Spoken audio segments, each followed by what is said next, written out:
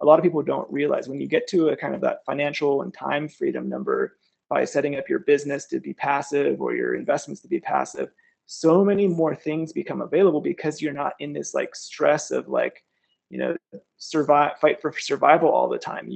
So many more opportunities, and you can say no to things. You can say yes to things that come your way. It's really transformational. Welcome to MAMWAA. I'm Gordy, your host, and this is the podcast that includes you into my most famous song lyrics. He's a middle-aged man with an attitude, and he didn't even have one till he met you. That's right, I'm the middle-aged man, and my attitude will chatter us through all things that I'm passionate about, from spirituality, the gym and fitness, food, travelling, and music or movies. Quick disclaimer, this list is not exhaustive. So you can get on or you can get off and join us for the episodes that you like the sounds of. Dip in or dip out, as long as you keep dipping. Either way, we've got something to say and we're going in 3, 2, 1 step is all it takes to start a journey, and from a basement to a whole property portfolio, MAMWAA's guest today is a seasoned real estate investor, an entrepreneur, former software architect who knows firsthand what the struggles of juggling multiple demands are whilst striving for growth and success. And with plenty for us to discuss today, we're going to be chatting about building ourselves a business as part of an integrated life. So welcome to the show, Harley. How are you? Harley Green. Thank you. It's a pleasure to be here. It's great to see you. So let's start. Tell us a bit about you firstly. Tell us about how you got into this line of work. What's your background? And then we'll just kick it off. Yeah, so I was a software architect for about 15 years working in the defense industry. And over time, I got exposed to real estate investing just kind of as a way to diversify our investments. And we started out by renting out our basement in our house. We just had some extra space there we weren't using. We didn't have kids yet. And some of my coworkers had, done some rentals and were talking about it. I was like, we could just help with our mortgage payment by renting out this unused space. And we got our feet wet doing that, grew and grew until we started buying some single family condos. And then we started buying more properties and doing more advanced techniques until it got to the point where our passive real estate income was able to replace the income I made as a computer engineer. And so I saw an opportunity to step away from that, to really focus full time on growing our family's investments, getting better deals, getting more involved. And at that same time, I was thinking, what are some things that we've done or know that can help other people have similar success? And one of the big things that really made a difference for us to be able to do this investing, and my wife also during that time started a real estate team that was very successful, was leveraging virtual assistants. We didn't have 100 hours a week to work. We had a full-time job, we had kids, we had other responsibilities, but the work had to get done. And so we were able to find incredibly talented and dedicated people who live in the Philippines to take care of these things for us. And so that's when we started Workergenix, to be able to share that knowledge that we built, knowing how to find people, manage them, and work with them to make it so that other people who want to have similar success can have an easy shortcut to that success. That's amazing. Like, there's a lot going on, and I think we're going to get into this and really break it down a bit. For myself, I was self-employed for about 15 years, and I actually ran my own business, a motivational speaker, for about 10 years. So for a lot of that time, as a business owner, I was led by my location. So let's just go from the very start. Let's say for all of us, we want to get started. What would you say are the first steps to setting yourself up for kind of the business or the goal, the success? Yeah. So let's say someone's got an idea they want to take and start a side hustle or eventually become a full-time business. The key is really being clear on what you want your lifestyle to be like. So many people I see fall into the trap of having like a business that then dictates their lifestyle. And if you want to have a really great lifestyle and not get burned out, you need to flip the script. You need to start out, what do I want to have a day look like for me? For us right now, that's traveling internationally with our family, working together as a family, my spouse and myself, working together in our businesses, homeschooling our children, being there all the time together. So then you have to work backwards and say, okay, what needs to be true for that to happen? What kind of income do you want? What kind of service can you provide that can generate that income? And how do you need to scale that? And for a lot of people, to get the income they want, to have the lifestyle they want, they can't do that all themselves. There's just not enough hours in the day. Even if you're the great, unless you're like some kind of professional athlete, the odds that you can just scale yourself to get the income you need is almost impossible. And so that's when leveraging other people, and specifically virtual assistants, comes in, because you can get extra hours of your time bought back to do the most profitable activities. Yeah, that makes so much sense. And there might be a lot of people who, talking about basing yourself, like deciding what you want and not being dictated by the business itself. There might be a lot of people who are struggling to lock in or find the focus when they don't have a designated workspace. Quite a lot of people, up to a certain point, if they've never done this, they are used to having work and not work, and that's kind of the only two narratives that they're aware of. So what's your advice for that, if we can break it down from breaking away from that whole construct that we're led to live in, I guess? Yeah, if you have a service or some knowledge or a passion, and you're able to match your passion and interests, the work comes. Because if you are genuinely out there trying to help people, if you really are like, hey, I've got this knowledge, or I've got this skill or this service, and here's how it can help people, and you frame things in a way where you're like, I'm genuinely trying to help you. If that means I'm going to go out, I'm going to offer my services for free to start out just to get some great reviews, I'm going to say, hey, listen, I'm going to do this for you for free. In exchange, can you just recommend me to like 2 of your friends that you think could benefit from this? That's a great way to get started. Of course, when you're starting out, you're pulling yourself by the bootstraps, you're scraping by. It's tough. Like you need to stick to a tight budget. Don't let your lifestyle creep. The first paycheck you get with that side hustle, like just reinvest everything until you get to that number that you're aiming for. And that's when, things can really open up. So you mentioned like you started with your basement then. So I guess I don't know how to phrase this question, but how did you go from working in the thing you were working in? Did you just walk in your basement one day and you were like, this basement could make me money? How am I going to make this work?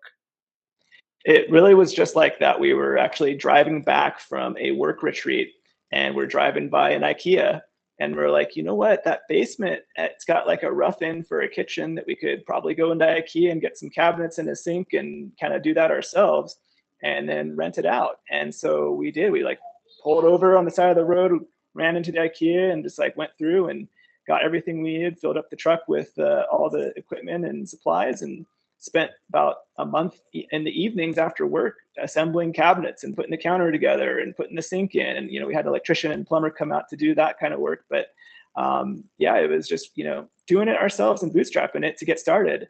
Now, of course, like, we can scale that up. We've had that success, and we're able to hire contractors when we do new houses and things. But yeah, getting started, we put the sweat equity in and did it ourselves.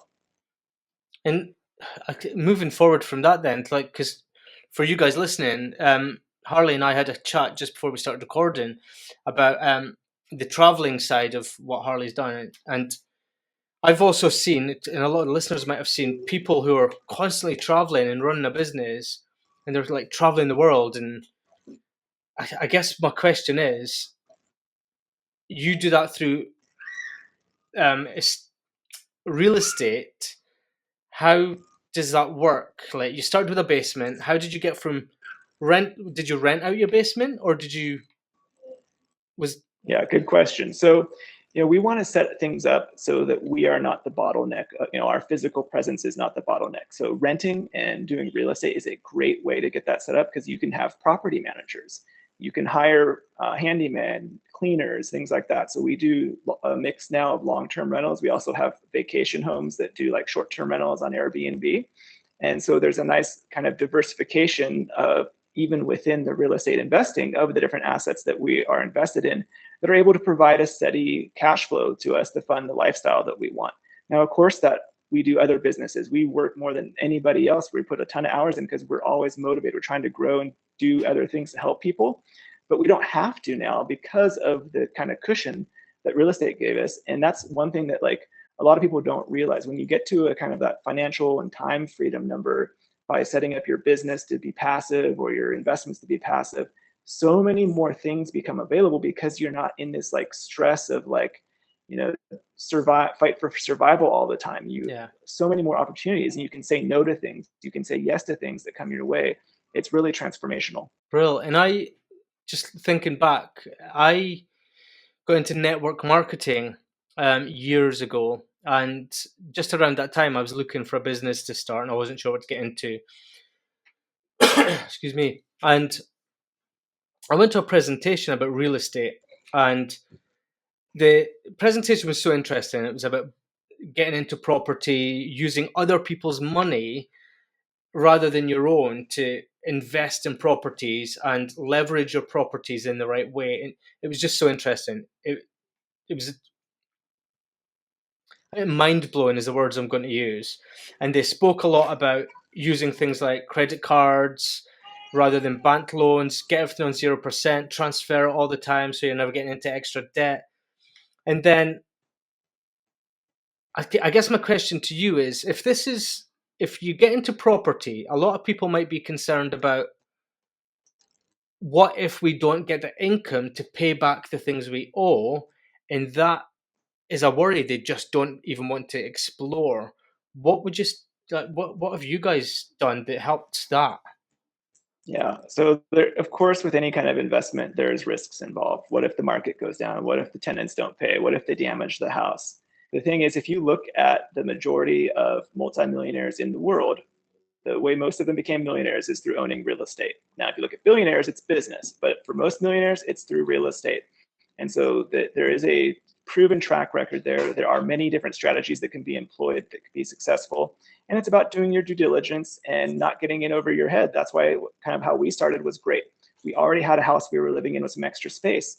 We already were making our mortgage payment. There was, what if they didn't pay? It didn't matter. I'm already paying the mortgage. So the risk was minimal. And then we just incrementally stepped up. So instead of going to buying like an oceanfront beach house after that, we just went and got a condo, right? So it's a little bit of money out to do that investment, a little bit more risk, but we could float the mortgage and the cost of that condo from our other work income if there was a risk, and then just keep growing and growing. And then as you grow and are more diversified, then it's like, okay, well, if I've got 10 houses, even if one doesn't pay, the income from the other 9 pays for it for the few months I might need to get a new tenant in there or make repairs. Yeah.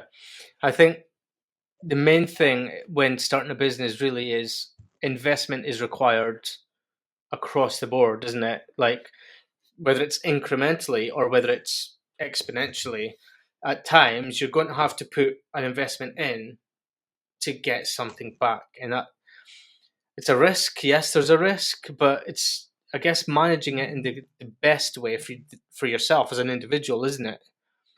Yeah, it's just about managing your risk, what your personal risk factors are. You talked about using other people's money and being able to get leverage returns. That is one of the brilliant things about real estate, is that you can leverage the investment with other people's money, whether it's a bank loan or a private money partner, something like that. And that is where you're able to get exponential returns. Let's say, for example, like we experienced this in the market we were living in Tennessee. We were seeing like 6 to 10% annual appreciation for over the COVID years. Well, if you go and buy a property, let's say with like only 5% down, which you can do in the US with a primary residence mortgage, that is a massive multiplier. And so because the appreciation is on the full value of the property, but you only had to put in a small percent. And so you're getting like 10x that multiplier on the appreciation without having to do any work. And then all the cash flow from the rent is totally gravy. And so there's just huge advantages to doing that. One of the things that we do now to give back is we work with other aspiring investors and help them with the funding. So we partner with guys that are doing purchases where they get a house that nobody can live in. It's been really damaged or run down. They go in, make it beautiful again, and then turn around and sell it, or they rent it out, adding housing stock. And so they're making a profit doing that. They're not having to have risk with finances because I'm bringing the finances for them and partnering, and we're creating a win-win-win situation. Yeah, that sounds great. And when I came out of a relationship and I had to sell my house to my ex, and when I got my first house, I kind of having a bit of knowledge about using money wisely, I decided, let me just buy really cheap and then wait a couple of years. And mortgage wise, I was paying a third of what other people were paying for a slightly smaller house in a bit of a worse area. But 8 years down the line, when I decided to move on, I'd increased by so much. Like I don't know percentage wise, but my equity was, try to think, about over 50% in only 8 years of what I Oh yeah. had. It was just mental. So just going back from what you said, when I did decide to move, I, again, using the same plan for my own house, bought cheap with something that was so outdated and needed so much work that I had to live in, and I slept on a mattress for 4 weeks until it was livable. And Yeah. again, that's not something, I mean, like talking about real estate, that's fine, but even if it's not to rent, this is the point I'm getting at, sorry. I do babble quite a lot.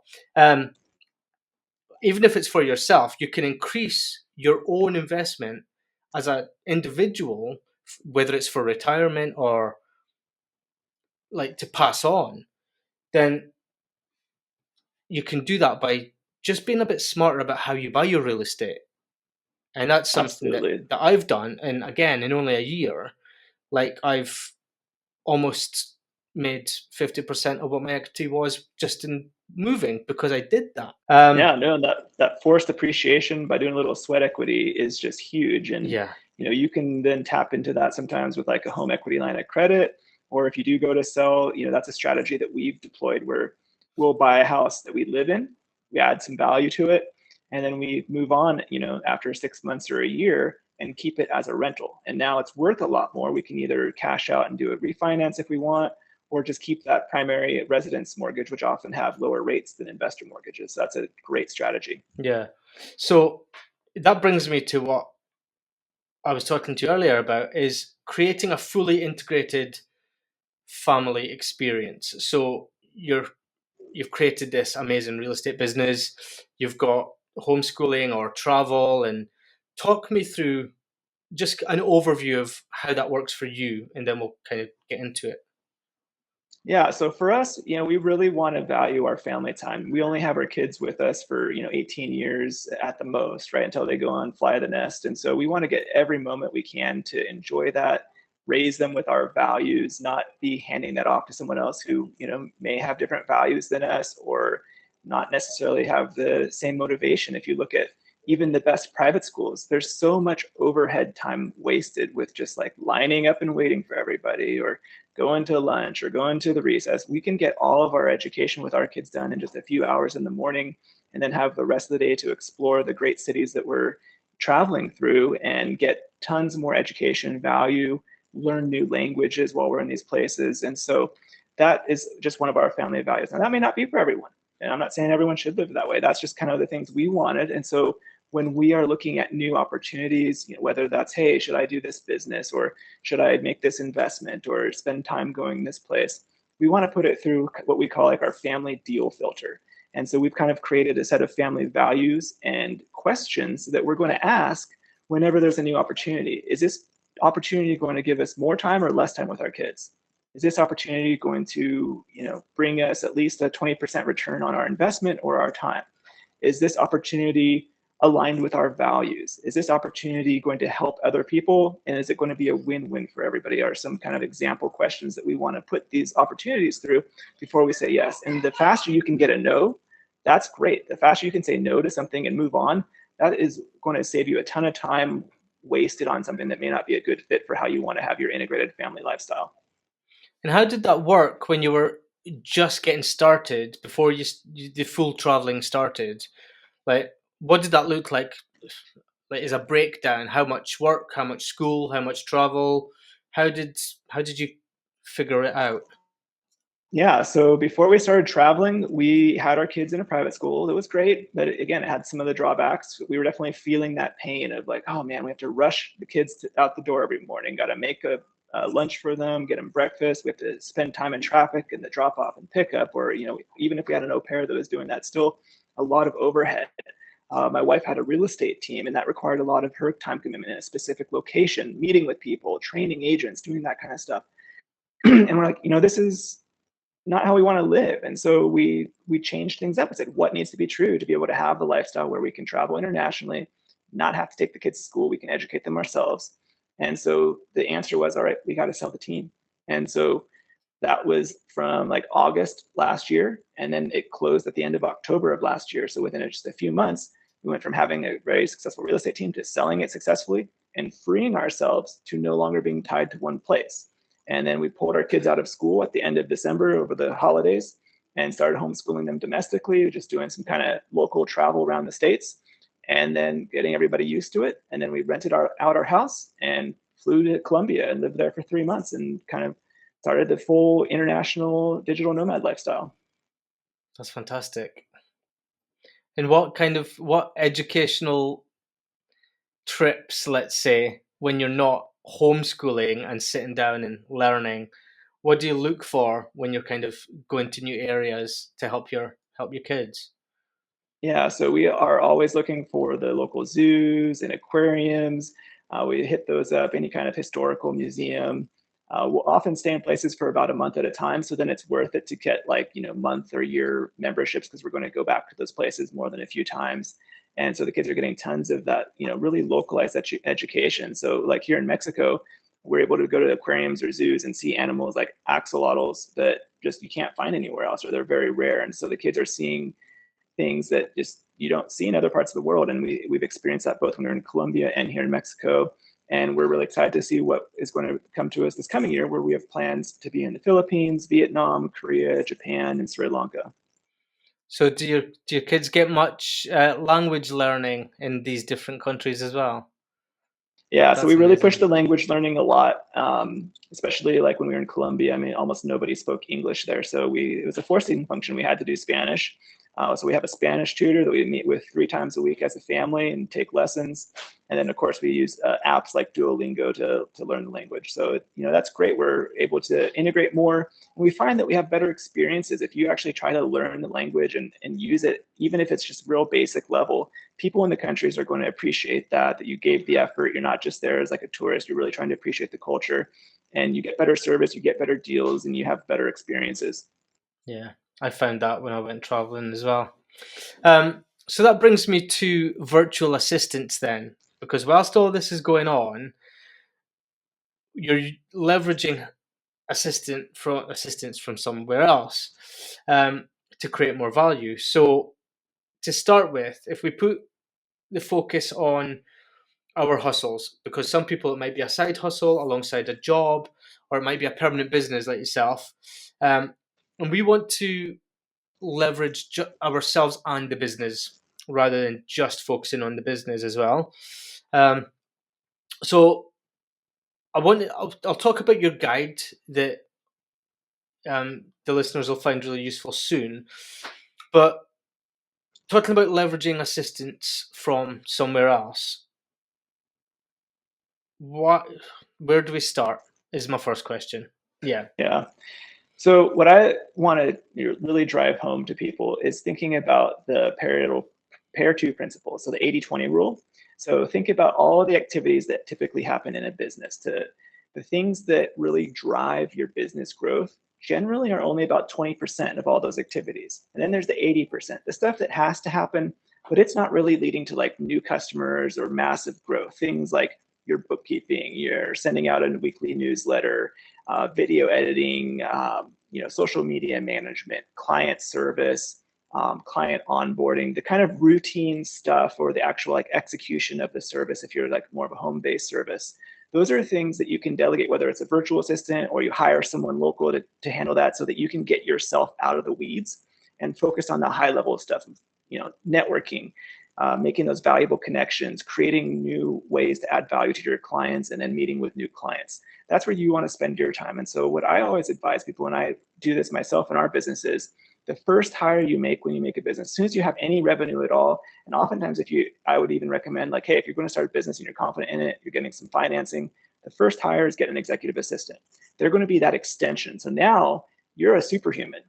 Instead of only having like, let's say 50 to 100 hours, if you're really extreme working in a business starting out, you have that plus another 40 hours a week of someone else who's really competent and able to handle things for you. So now If you've got something like, oh man, I really need like to just call this business to get this thing set up, but I don't want to wait on hold for 30 minutes.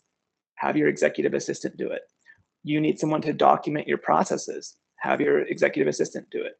You need someone to go on and like make appointments for you, manage your calendar, handle your bookkeeping and invoicing in the business. Have the executive assistant do that. They can kind of do all the things that you as a business owner are doing in the business already, but are not like the big growth leading things that require your unique knowledge and experience. And an executive assistant, are you alluding to them being virtual as well?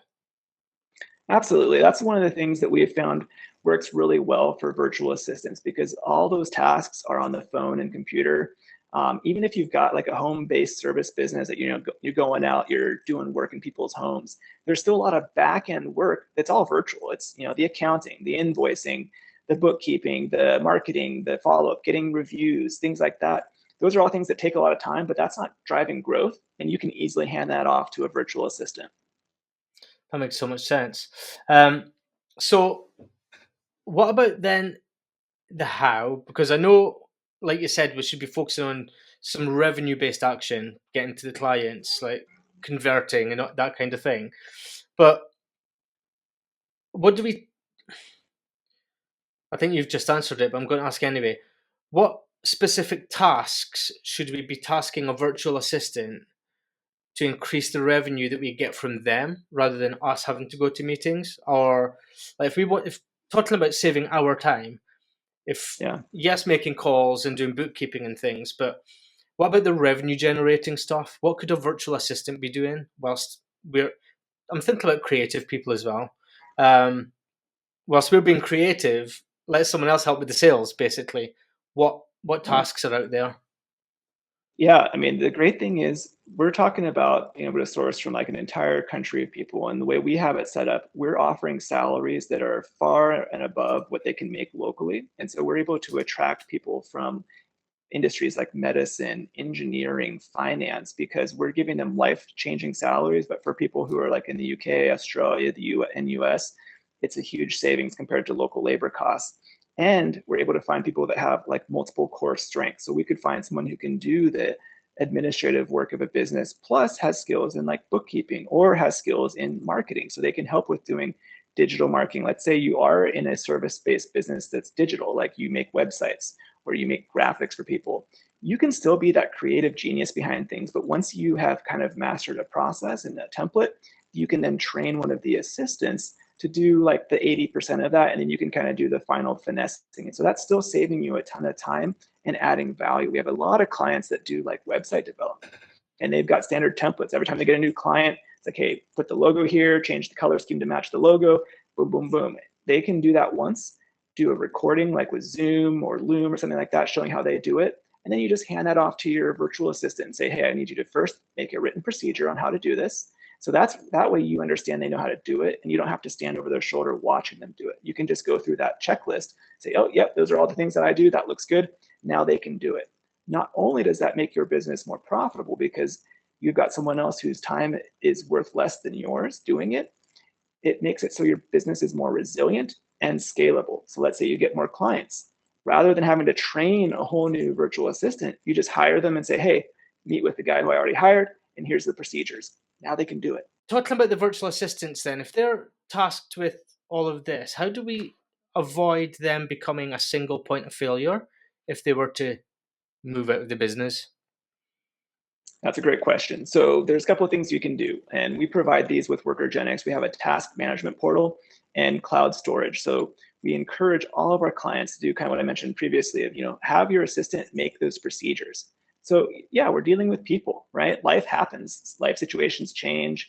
We had one assistant that was really great working for us, saw the success we had in real estate, and he wanted that for him. So he went out and got his real estate license and started doing that. Good for him, right? We want people to grow and have success.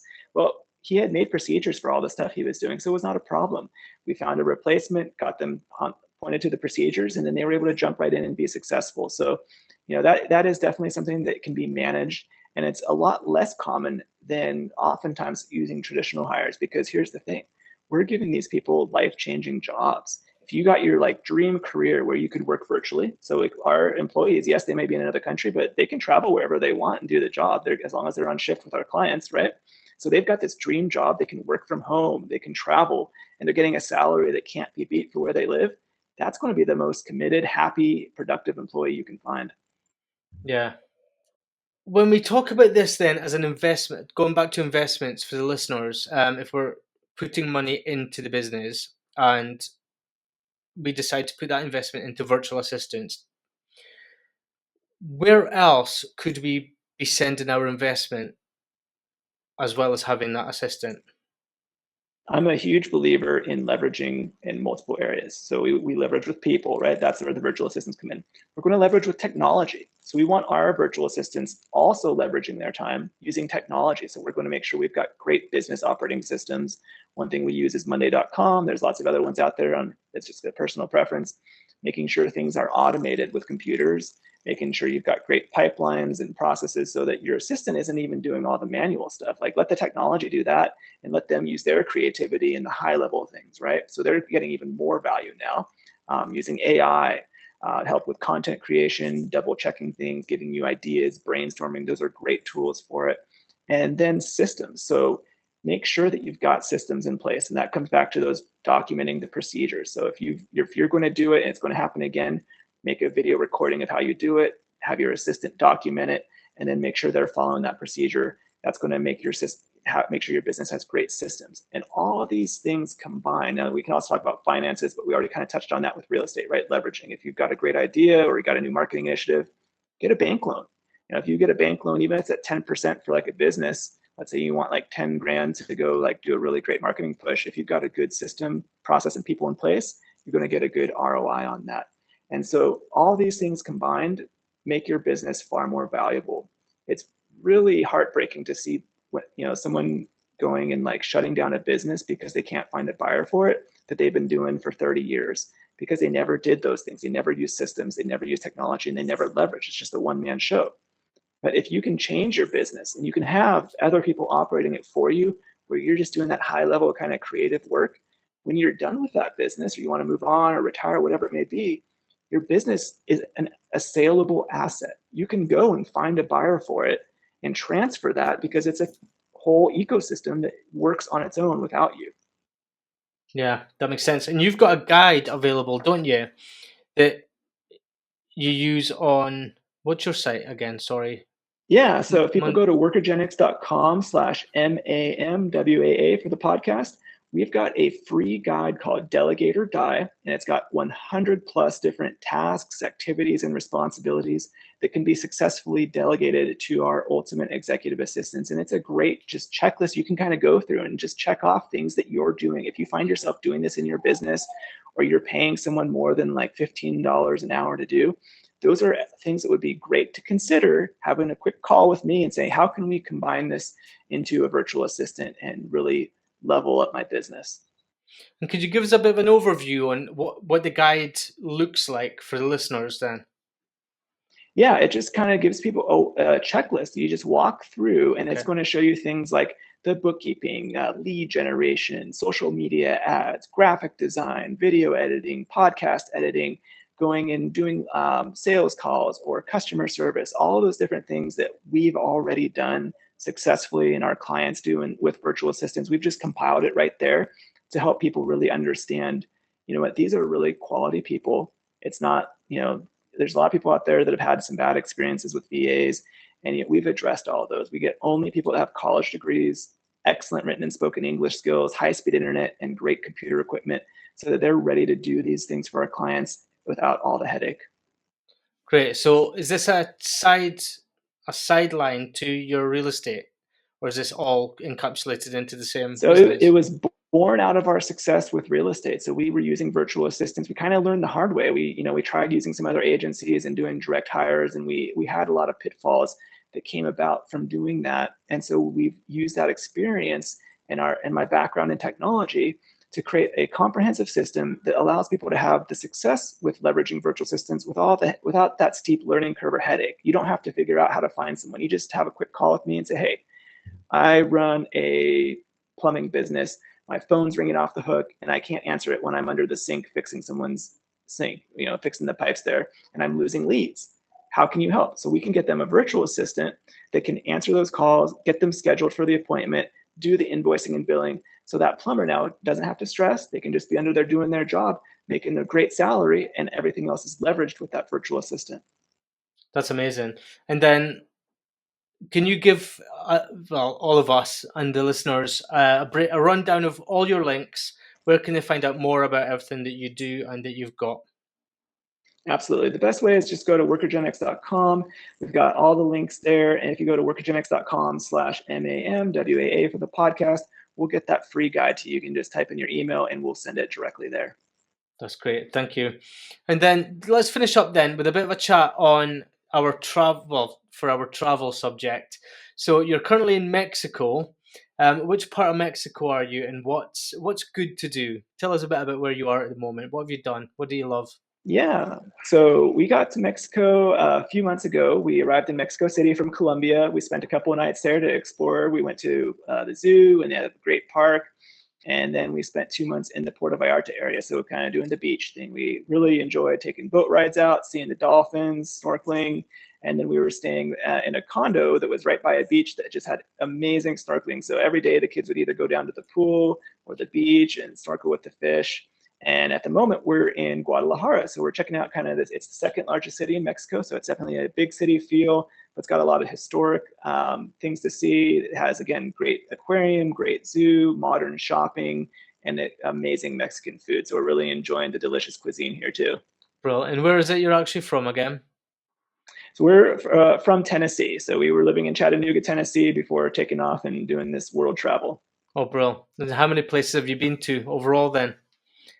Well, so we hit a lot of countries really quickly. We took a 21-day cruise from Miami through the Panama Canal up to Seattle, Washington. So I think we hit about 6 different countries on that trip alone. And then since doing the nomading, we've been in Colombia and Mexico. So we kind of slow things down. We spend about 3 months in each of those countries. So shared between a couple of different cities so we can really experience the local culture and see everything there is to see. Perfect. What's your favorite thing about Mexico? And then what's your favorite thing about Tennessee in comparison? Yeah, so in Mexico so far, I think our favorite thing has just been like the friendly people and great food. It's so much fun just to go out and, talk to people and hear their stories. And then they're always excited to hear how we're doing the traveling and what we like and what we've seen in Mexico. And then in Tennessee was, the thing we really liked most about where we were living in Chattanooga was just the natural beauty. They had really rolling green hills and the river. We spent a lot of time out on the lakes and rivers on the boat. So that's something that we miss a little bit. But I would say overall, the travel is great because you're not like locked into one place. If there's something that you don't like, you're only there for a few weeks, where you can up and just change your reservation and change your flight and go somewhere else. And so it's nice to just have that flexibility. And it's not a long-term commitment. You can always go back. So like we rented out our house in Chattanooga. And if it's something where, hey, we get tired of traveling, want to go back, we can go back. And do you have any properties in Mexico? So we have not done international property investment. Okay. It's definitely something that we're open to. We are considering it, and that's something that we evaluate when we're in different cities. We're like, hey, is this a place that we would want to live 3 or 6 months a year? If that's the case, then oftentimes it makes sense to make that investment. We definitely really enjoyed Medellin, Colombia. That is a place that is still on our list of some place we might want to have a condo. However, it's a big world. There's so many places out there. We haven't even gotten to like Europe and Asia yet. And so we're still on kind of exploratory phase now and just checking out what we like. Yeah, I bet there's a lot of intricate legalities that need to be kind of taken into account. Yeah. We've talked to some people that have invested, and I mean, depending on the country, you may not even be able to own certain types of property or in certain locations as a foreigner. There's a lot of issues with the title history. There can be some funky laws with like extended family members making claims. And so it is something you're going to want to have a well-vetted professional agent and attorney help you if you're going to make that decision to purchase overseas. Yeah, makes sense. So what's your leaving advice then for anyone who's looking to get started on? I would say really evaluate what your beliefs are. And so many people say, oh, I can't do this because of that, or I can't do this because of this. And those are limiting beliefs. We talk to some people like, oh, I'd love to have that lifestyle, but my kid's in like Little League, they're doing the football or baseball or what have you. And the thing is, like, is your kid going to be a pro? Like, what are the odds of that happening? Like, is that really how you want to invest your time as a family at that age? Or would it be better served traveling, and you can be in a foreign location and be there for 3 to 6 months and get your kids enrolled in sports if that is a value you have? But that is not something that should prevent you from up and traveling. So just critically evaluate the things that you think are holding you back, and really think about, are those true, and what could be true to make it so that those are not a concern. That makes sense. And what about yourself? Like, well-being wise, when you've kind of left, because you're not at home, like home is Tennessee. So when you kind of miss home and you've got all this going on, I know you've got your immediate family with you, but what's your well-being processes? How do you stay healthy in the mind and body whilst all that's going on? That's so important. And for us, it's great. We've got a family of 5, so we feel like we're always around a bunch of people. We've got 3 young kids, and so we're staying busy all the time. Extended family has visited us. So like we had the kid's grandfather came down and spent a month with us when we were here in Mexico. Cool. We're going to be visiting family in Hawaii on our way over to the Philippines over Christmas. So, we also have some family that's planning on visiting us while we're in Japan later this year. So there are definitely easy ways to stay connected. People like traveling. They don't have to commit to a whole lifestyle like we're doing. They just can come and visit us for a week or 2. Excellent. Okay, well, thank you so much for joining us, Harley. It's been amazing. It's been fantastic and insightful to learn everything from our conversation today. And thank you guys for listening and for joining us. Do let us know in the comments what you found helpful and useful today. And make sure to subscribe and like to make sure you never miss an episode. Don't forget to go and check out Harley and the guide that is available for you. And have fun implementing those tips and advice, because we wish you all the best in your success and your future.